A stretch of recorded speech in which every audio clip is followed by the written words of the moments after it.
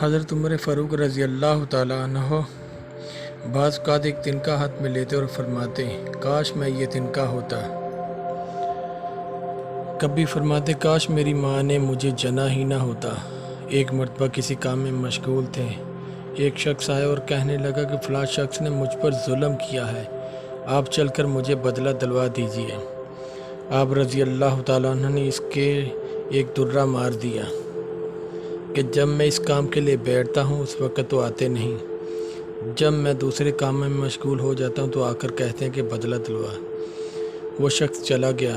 آپ رضی اللہ تعالیٰ عنہ نے آدمی بھجوا کر اس کو بلوایا اور درہ اس کو دے کر فرمایا کہ بدلہ لے لو۔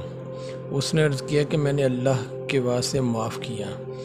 گھر تشریف لائے، 2 رکعت نماز پڑھی، اس کے بعد اپنے آپ کو خطاب کر کے فرمایا، اے عمر تو کمینہ تھا، اللہ نے تجھ کو اونچا کیا، تو گمراہ تھا، اللہ نے تجھ کو ہدایت کی، تو ذلیل تھا، اللہ نے تجھے عزت دی، پھر لوگوں کا بادشاہ بنایا۔ اب ایک شخص آ کر کہتا کہ مجھے ظلم کا بدلہ دلوا دے تو میں اس کو مارتا ہوں، کل کو قیامت کے دن اپنے رب کو کیا جواب دے گا؟ میری بڑی دیر تک اسی طرح اپنے آپ کو ملامت کرتے رہے۔ اب رضی اللہ تعالیٰ عنہ کے غلام حضرت اسلم رضی اللہ تعالیٰ عنہ کہتے ہیں کہ میں ایک مرتبہ حضرت عمر فاروق کے ساتھ ہررا، ایک جگہ کا نام ہے، کی طرف جا رہا تھا۔ ایک جگہ آگ جلتی ہوئی جنگل میں نظر آئی۔ حضرت عمر فاروق نے فرمایا کہ شاید یہ کوئی قافلہ ہے جو رات ہو جانے کی وجہ سے شہر میں نہیں گیا، باہر ہی ٹھہر گیا ہے، چلو اس کی خبر لیں، رات کو حفاظت کا انتظام کریں۔ وہاں پہنچے تو دیکھا کہ ایک عورت ہے جس کے ساتھ چند بچے جو رو رہے ہیں اور چلا رہے ہیں، اور ایک دیگچی چولہے پر رکھی ہے جس میں پانی بھرا ہوا ہے اور اس کے نیچے آگ جل رہی ہے۔ انہوں نے سلام کیا اور قریب آنے کی اجازت لے کر اس کے پاس گئے اور پوچھا کہ یہ بچے کیوں رو رہے ہیں؟ عورت نے کہا کہ بھوک سے لاچار ہو کر رو رہے ہیں۔ دریافت فرمایا کہ اس دیگچی میں کیا ہے؟ عورت نے کہا کہ پانی بھر کر بہلانے کے واسطے آگ پر رکھتی ہے کہ ذرا ان کو تسلی ہو جائے اور سو جائیں۔ امیر المومنین حضرت عمر فاروق کا اور میرا اللہ ہی کے یہاں فیصلہ ہوگا کہ میری اس تنگی کی خبر نہیں لیتے۔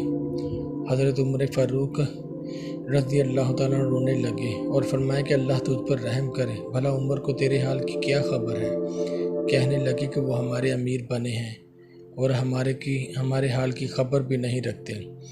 حضرت اسلم رضی اللہ تعالیٰ عنہ کہتے ہیں کہ حضرت عمر فاروق مجھے ساتھ لے کر واپس ہوئے اور ایک بوری میں بیت المال میں سے کچھ آٹا اور کھجوریں اور چربی اور کچھ کپڑے اور کچھ درہم لیے، غرض اس بوری کو خوب بھر لیا اور فرمایا کہ یہ میری کمر پر رکھ دے۔ میں نے عرض کیا کہ میں لے چلوں؟ آپ نے فرمایا کہ نہیں، میری کمر پر رکھ دے۔ 2-3 مرتبہ جب میں نے اصرار کیا تو فرمایا کیا قیامت میں بھی میرے بوجھ کو تو ہی اٹھائے گا؟ اس کو میں ہی اٹھاؤں گا، اس لیے کہ قیامت میں مجھ ہی سے اس کا سوال ہوگا۔ میں نے مجبور ہو کر بوری کو آپ کی کمر پر رکھ دیا۔ آپ نہایت تیزی کے ساتھ اس کے پاس تشریف لے گئے، میں بھی ساتھ تھا۔ وہاں پہنچ کر اس دیگچی میں آٹا اور کچھ چربی اور کچھ کھجوریں ڈالی اور اس کو چلانا شروع کیا۔ چولہے میں خود پھونک مارنا شروع کیا۔ حضرت اسلم رضی اللہ تعالیٰ عنہ کہتے ہیں کہ آپ کی گنجان داڑھی سے دھواں نکلتا ہوا میں دیکھتا رہا حتیٰ کہ ایک حریرہ سے تیار ہو گیا۔ اس کے بعد آپ نے اپنے دستے مبارک سے نکال کر ان کو کھلایا۔ وہ سیر ہو کر خوب ہنسی کھیل میں مشغول ہو گئے اور جو بچا تھا وہ دوسرے وقت کے واسطے ان کے حوالے کر دیا۔ وہ عورت بہت خوش ہوئی اور کہنے لگی، اللہ تمہیں جزائے خیر دے، تم تھے اس کے مستحق کے بجائے حضرت عمر کے تم ہی خلیفہ بنائے جاتے۔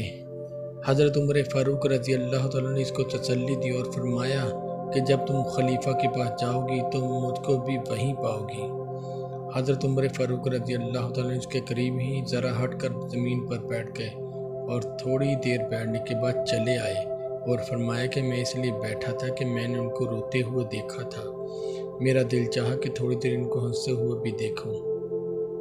صبح کی نماز میں اکثر سورہ کہف، طٰہٰ وغیرہ بڑی صورتیں پڑھتے اور روتے کہ کئی صفوں تک آواز جاتی۔